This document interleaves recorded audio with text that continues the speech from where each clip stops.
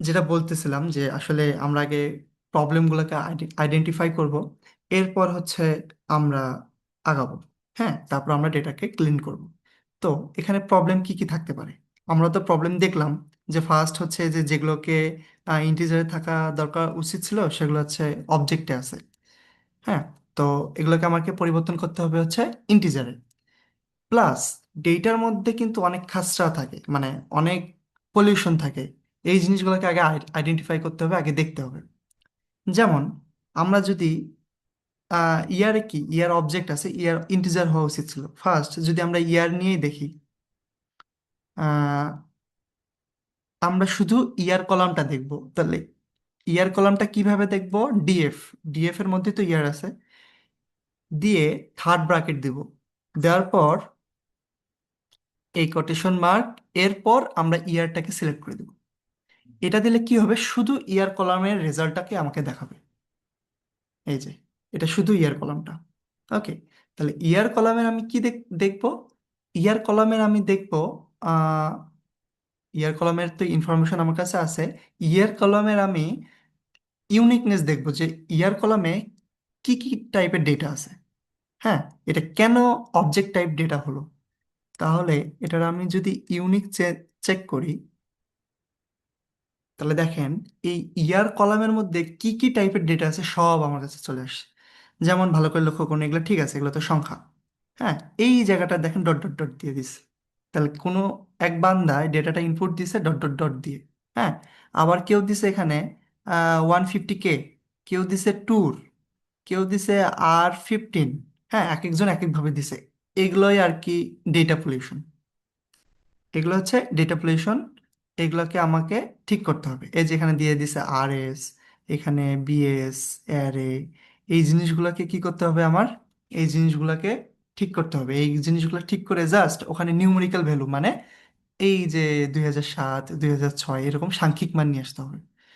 তো এই জিনিসগুলোকে আমরা কিভাবে ক্যান্সেল আউট করতে পারি? তো ফার্স্ট প্রবলেমটা আগে আমরা লিখে রাখি। প্রবলেম লিখবো হচ্ছে মার্কডাউনে, এখানে গিয়ে আহ, একটা একটা করে প্রবলেম লিখলেই হবে।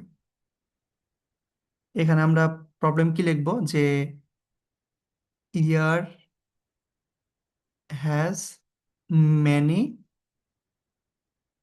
নন নিউমেরিক ভ্যালুস। তাহলে একটা প্রবলেম পেয়ে গেছে কি, ইয়ার has many non numeric values. Second কি? চলেন, সেকেন্ড কি হইতে পারে? দেখেন, ইয়ার অবজেক্ট টাইপের আছে, তাহলে আমাকে এটা ইন্টিজার টাইপে নিতে হবে, তাই না? তাহলে ইয়ারকে আমার পরিবর্তন কি করতে হবে?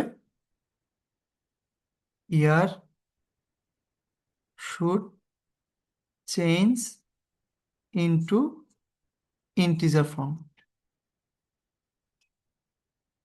Integer format.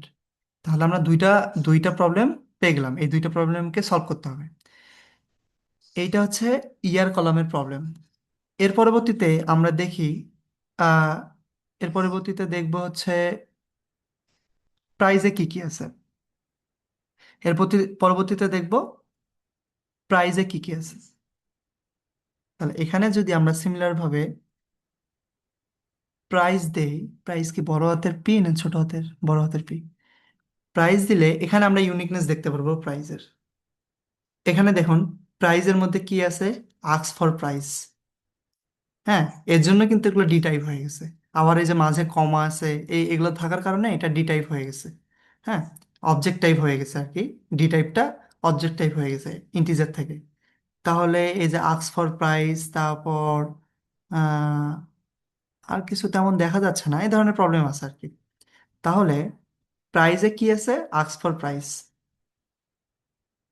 তাহলে price has ask for price. Okay, একটা প্রবলেম।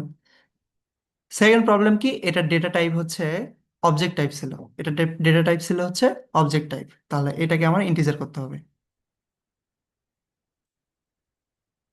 প্রাইস ইন্টিজার জাস্ট লিখে দিলাম, তার মানে প্রাইসটাকে আমার ইন্টিজার করতে হবে। ওকে, এরপর চলুন দেখুন নেক্সট কি প্রবলেম বের করা যায়। এরপর কিলোমিটার। এরপর কি ছিল, কিলোমিটার ছিল না হ্যাঁ, কিলোমিটার ড্রাইভেন। আচ্ছা, আমরা আসলে যেগুলো ইন্টিজার হওয়ার কথা সেগুলো নিয়ে আগে কাজ করতেছি, সাংখ্যিক যে মানগুলো সেগুলো। হ্যাঁ, তাহলে kilometre, K M S driven, এটা নিয়ে যদি, এটা ইউনিকনেস যদি টেস্ট করি, কে এম এস,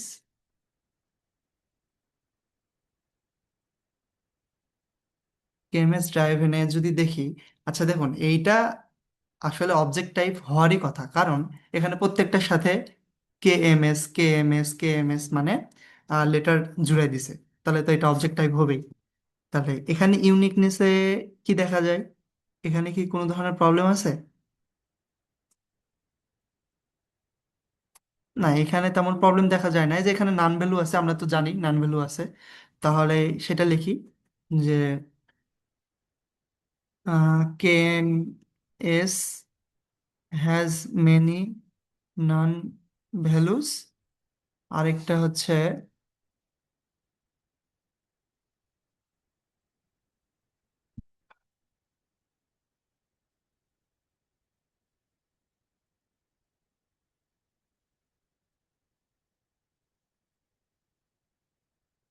কে এম এস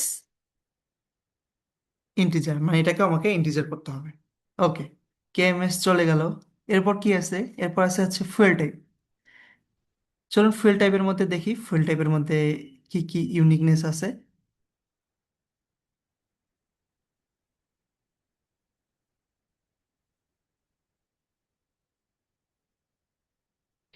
ফুয়েল টাইপের মধ্যে আছে হচ্ছে পেট্রোল, ডিজেল, নান আর এলপিজি। তাহলে ফুয়েল টাইপের মধ্যে কি কি আছে, একটা নান ভ্যালু আছে আর কি, তাই না? একটা নান ভ্যালু আছে, একটা না মানে ইউনিকনেসের মধ্যে নান এখানে আসলে আহ, প্রত্যেকটা একবারই দেখাচ্ছি। ইউনিকনেস মানে যেটা অন্তত একবার আছে, হ্যাঁ, সেটা দেখাচ্ছে, এটা একের অধিকও থাকতে পারে। ওকে, তাহলে আমরা কি পাইলাম, আমরা যেটা পাইলাম সেটা হচ্ছে ফুয়েল টাইপের মধ্যে ফুয়েল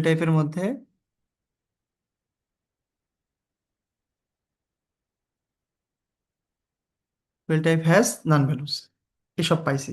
ওকে, এগুলো আমাদের তাহলে সাংখ্যিক যেগুলো ইন্টিজার হওয়ার কথা সেগুলোর কাজ হয়ে গেছে। এবার দেখি যেগুলো অবজেক্ট, এগুলোর মধ্যে থেকে কি কি প্রবলেম বের হয়।